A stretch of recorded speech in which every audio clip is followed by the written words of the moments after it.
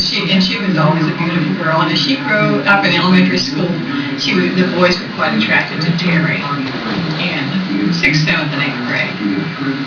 And then when she got to high school, she had friends and had boyfriends. And then she went on to college.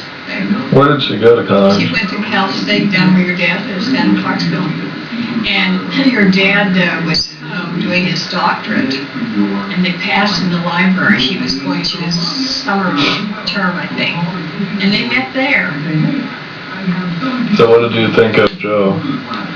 I didn't see him for quite a while and she told me about Joe and about his name, and I was so surprised, about his name.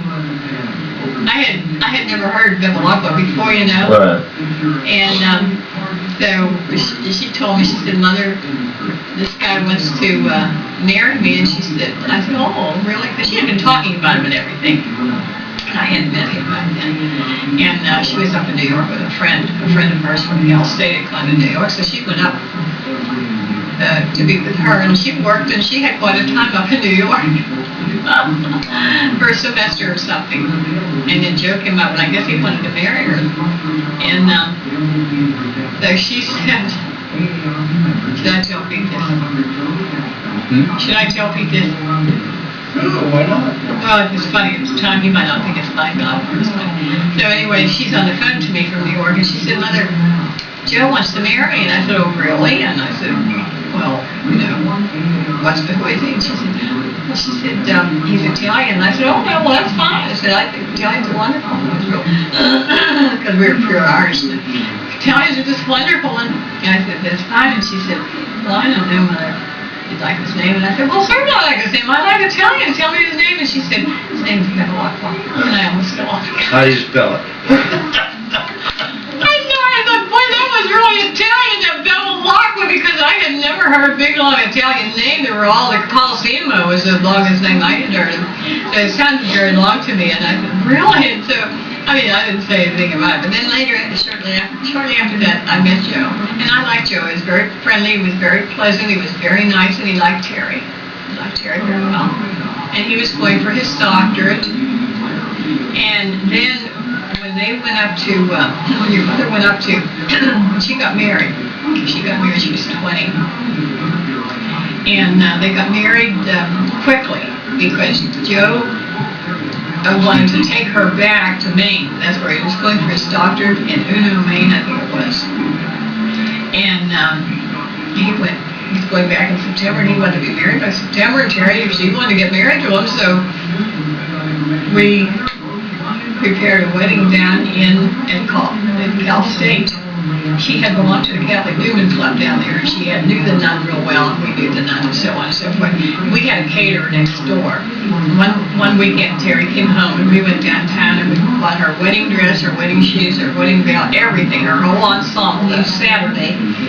And this is 3 weeks before the wedding. She came home, and then we planned the wedding with the people next door, their caterers, and they were going to take it down to the church basement. She was married in the college chapel, which was neat, and we were going to have a reception down in the basement. Because it was so quick, we didn't have time to do anything, or like many people. So all the Bevilacquas came. Uncle Joe. Did you know Uncle Joe? No. Great Uncle Joe. Never heard of him. Well, that's Lucy's brother, younger brother. He was a mafia. I don't know what he was, but he married an Irish girl, and they weren't too happy with it because they really liked the Bevilacquas. They didn't think Terry was Italian. If she'd have been Italian, I think it would have been better for her. But we didn't feel that way. We didn't think, well, you're going to marry an Irishman. But the Italians are pretty thick. They don't want to. Should have changed their name to Isabella. The Sandarelli or something. The Sandarelli. Well, anyway, we went down and had this really nice, charismatic wedding. They walked into love, look at the two of us, strangers in every way. The Carpenters. Okay. That's what the music was. Well, you've surely heard of the Carpenters, haven't you? Never.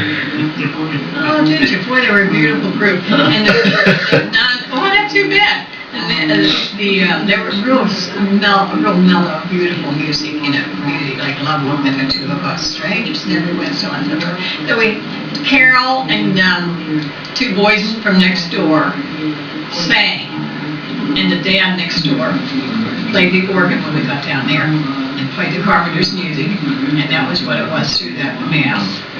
And it was really, I thought it was a really nice thing. Nice wedding. It consisted mostly of the bell. I wasn't a few of them. But anyway, they left and went up to Uno after the wedding. They went up to. In the meantime, they were going to have children for a couple of years. So Joe had a doctorate, and I told her, I said, well, you remember, you wouldn't ever get the doctorate, and you don't have any children until then. So I was confirming. And so here, that didn't work out. They had a kid right away? Well, I don't know how, that stuff, it wasn't right away. Might have been a year or so. Quicker than we did. Well, quicker than, well, no, I don't think so, because they weren't planning to have one right away, but they did have one, I don't know if it was right away. But they decided to take a baby break, because Joe he didn't like the people he was working with in the department, in the physics department. They were kind of holding him back or something, he felt. He didn't feel he was getting a square deal in this up at the University of Maine. So he decided he'd come back to Butler. So they came back to Butler to have Anthony. And Joe, of course, had not worked. He was still in school. But they stayed at our house a short while, and they got a nice brand new apartment down a few blocks from us. And Joe went to work doing everything under the sun. He worked at Bill's Bargain Barn as a, he sold toys and clerk. He was a clerk. Then he went to Troutman's basement and worked in the toy department at Christmas time. He went to a cheese factory on Pittsburgh Road and worked there. And the last job he got was selling insurance out of Pittsburgh. I mean, he had tried his hand at everything. This is after he got his PhD? No, he hasn't got his PhD now. He's only up, I think, maybe a couple of years or something at Maine with his doctorate or masterate or whatever he's doing up there then. And then they took a baby break. He quit school at that time and came back to Butler. So Terry, she had Anthony, and we had a beautiful relationship. It was just wonderful. We just loved it. She loved being there and everything. But she felt that Joe had to finish that doctorate. She said, I don't want him to ever blame me that he didn't get his doctorate because of her. Right. So she had him apply to colleges, and he applied to, I know, Ohio State, which he could have gone there, but he didn't. He got down to Tallahassee, so he decided to go to Florida. And that was fine. They were leaving for the fall. But Terry was so sad to leave. She was so sad. And I remember your dad lying on the couch, and he said to me, Ann, I don't know whether this is the thing to do or not. And I said, Joe, you have to go on. You have to go get your doctorate. You have to go on. But it was hard to say goodbye to her, to them, and little Anthony. So anyway, it's the only time I ever saw Terry really cry.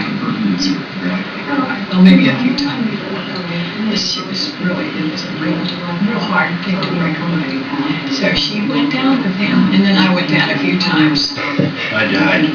I want to know about your first car. My first what? Car. Automobile. Automobile. Oh man, I had so many of them.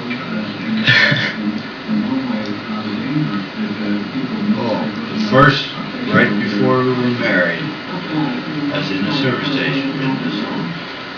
One of my friends went to college up in Westminster, and he came down one day and said, hey, there's a goodbye on a 1949 Chevrolet sitting in a barn under a hay mound. Been in there for I don't know how many years.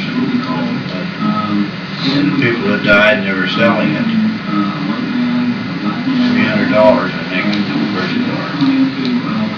And I went to the bank to try to borrow the money. I had service day, I had an account there. Oh no, they didn't finance automobiles. I said, how about a personal loan?